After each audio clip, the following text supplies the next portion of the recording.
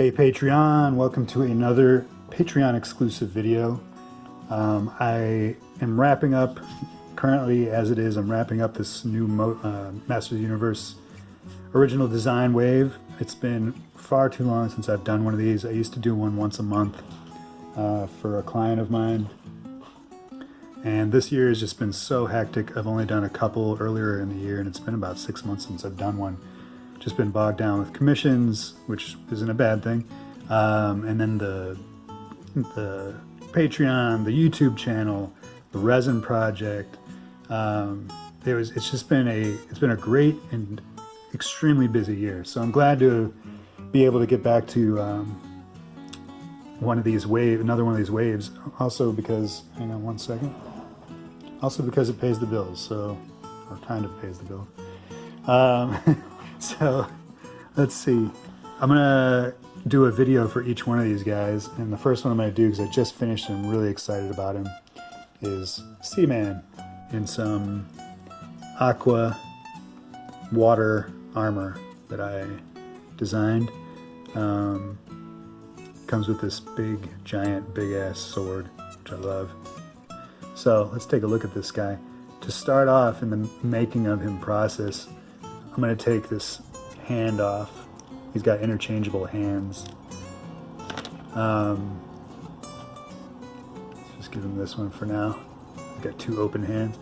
So in the sculpting process, or the beginning process of all my figures, which I've shown before and I'll show again, is the kit bash. And he's made of, these are Ular feet, all Masters of the Universe parts, by the way. Masters Universe Classics. Ular feet, your standard sort of Skeletor boot cuff. This is like future He-Man, I forget his name. The thighs. Again, Skeletor sort of arms. Torso, I believe, was also your basic buck. And then the hands, interchangeable hands, are Masters Universe, and the only parts that weren't Masters Universe are the open hands here. I don't know what they came from, but they were heavily modified to fit into this guy snugly. And then the head, which is, man, I forgot it again, but I will put the guy that I got the head cast from in the description below. It's this guy on Instagram. You guys probably know him. He does this head, which is phenomenal, of He-Man. He does a Cletus Cassidy, Eddie Brock, and a couple Wolverines.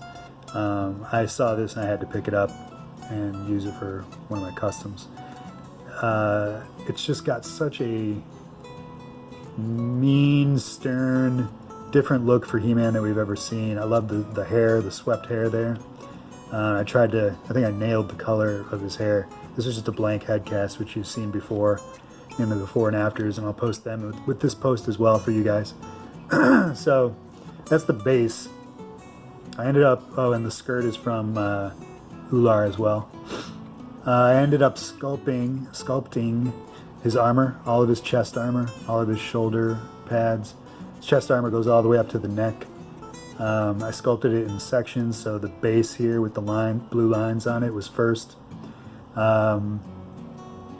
And so I just covered his body in that. So anything that you see that's raised, okay, he's got these sort of like bolted looking things under his arms. The scale armor, which I wanted to use sparingly, not just put them all Captain America style or some other fish ocean kind of character. All that stuff is, so anything that's raised, the barnacles, all that stuff was sculpted in layers. So I did the base armor first. Okay, you can see on his back. And then I came back after that cured. I laid in the lines, sanded it. After that cured, I came back in with the raised stuff. And even some of the raised stuff I did over time. Just because you don't want to stick your thumb in something that you did really nice or whatever. Once that was done, cured and everything, I guess I forgot to talk about the joint prep. One thing with this guy, all my He-Man figures I crack them open take all their joints apart, which I've shown that as well, but I'll show that again in the future, and Dremel and sand them down so that there is no paint rub when you move a joint. You know, you want to be able to, you don't want that paint to rub off as the plastic meets plastic. You don't want plastic to meet plastic. The snugness of the joint should come from the pinch right here of the bolt or whatever, the peg that's in there, squeezing against the plastic rather than the plastic rubbing against each other. So you got to do your joint prep, and that takes like a whole day. Usually I'll do like a handful of figures at once. My battery died. I'm back. So yeah, you can do that with, as far as taking it apart, you can do it with, like I was saying, Marvel Legends, Masters Universe Classics, basically Hasbro, Mattel. I don't have a lot of experience with like Mafex and all the other crazy brands that everybody likes. Sort of a curmudgeon that way, I guess. So once I get the base colors done, you know, the head's off, I went in with the skin color. I went in with the layers, the details. Once you get the block colors, then you can go back and get like the dark shadow blue in the crevice there, the yellow, the brown and the metallic on his leathery parts right there. I've got his skirt, you know, separate. I'm dry brushing that, the blue, little details, the barnacles, do a little dry brush. What that's going to leave you with though is a big mess of like dry brushing off onto the armor and a little bit of the blue coming off on the armor because you're blocking everything out. But that's when I come back in with the aqua blue, the bright blue, and I detail it, and I go over almost like an eraser, only you're painting over all of the dry brush overstrokes or somewhere that needed color again. And then go back in at the very end. The last thing I'll do is hit a little more detail, just kind of give the figure a really good look and see if anything needs to be touched up, because you want your stuff to be clean. There's too many paint jobs out there and customizers. I'm not going to name anybody, but they just kind of phone it in, whether it's the joint prep or the painting, the paints that they use, the sculpt that they use. Use top quality, especially if it's a commission. If it's for yourself, whatever. But if it's a commission, you don't want to put bad work out there. It reflects on all of us, the community as a whole. Because if people start to think, oh, commissions are, custom figures aren't worth it, then they won't commission people for them. And I think they absolutely are worth it. I think they're a work of art. This is a one-of-a-kind piece. I'm not going to reproduce this guy at all. Once that's done, then I went back and I looked at this. I was like, who needs to be gloss? Who needs to be matte? Because it's pretty much a matte paint job unless you're using gloss paints. And I went back and I gave a little highlight because it sets things apart. Adding a little gloss, adding a little matte. Gives certain areas pop on the belt, the green of the belt, the blue here.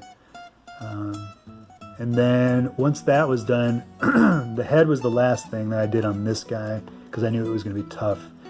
Usually it's the first thing that I did, like on these guys back here, especially this one that I'll show in another video. His head was the first thing I did, her head, his head, because that kind of sets the tone for the character and the rest of the body and what's going to happen color-wise, personality-wise. But this one, since I knew it was just going to be a human head, I knew I didn't have to do it first to set the tone, and I saved it for later because painting eyeballs, painting a human face is really, at least for me, it's really tough. So I took a few pictures that I'll post below of the stages of painting this guy, his head. I'm so happy with how it turned out. I think it looks great. Went with the skin tone all over, then I went with the hair, which is actually a separate piece. Then tightened it up. Then I went in with the eyebrows with the dark brown. I put, you can kind of see where the eyelashes would be, a stripe of black to give it depth. Then the white of the eyeball. Then the irises, the brown, dark brown again, and then the black pupil. Using a tiny, tiny, tiny. Where's my brushes? This is the 18/0 Artist Loft. I think that's Michael's generic brand, and that's a tiny. You can kind of see it there. Bing. So that's how I did the eyes. There's no like, hey, how do you do that? It's all just a steady hand. Sometimes I'm holding my hand. Sometimes I'm holding my hand with the other hand, bracing it. It's a lot of patience and deep breathing, and a lot of doing it over again. So that's why I saved it for last. And then once I got the eyes the way I wanted them, centered and nice, then I put just one little swipe of this gloss varnish over the eye to give it some gloss. It kind of gives it a little pop, gives it a little life, rather than just dead and flat. So that's pretty much it as far as Seaman goes. Let me show you his interchangeable hands real quick. So they just pop out. The modification that I did was I added a peg in there and super glue. It was a kind of a cardboardy kind of peg, but I coated it with super glue to keep it hard and tough. And they are pretty snug in there. And so they're interchangeable. He's got 2 gripping fists and 2 open hands. Okay, so he can hold his sword. There's his whoosh, in different ways. Let's take that out. Let's take that one out again. And you want them, if you ever do interchangeable hands, you always want them to be snug. Let's see what we can do with this guy. Get his sword hand. Give him a little swashbuckle action.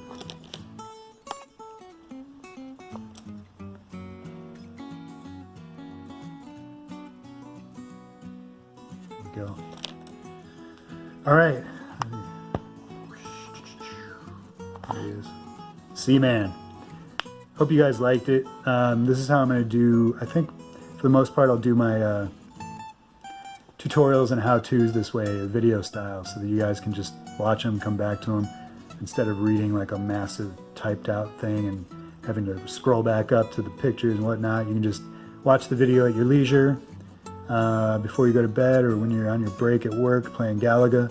And then you can check out the gallery below, which will also always be, the gallery will always be a lot of exclusive stuff for you guys, and Patreon is the only place that will get these videos. These are exclusive to you guys as a thank you for your support. So I hope you guys enjoyed it. Any suggestions? I love suggestions. What you'd like to see, what you would like to see more of, what you would like to see that I haven't done.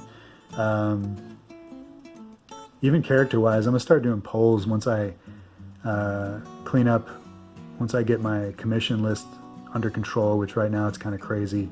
And I know a lot of people have been waiting for a lot of stuff. Thank you for your patience if you are waiting. But once I get all that under wraps and it's kind of under control, I'm gonna start doing polls for like what you guys would like to see me do for like an eBay auction or something. And yeah, hope you enjoyed it. I will see you in the future. Thank you all so much. Adios.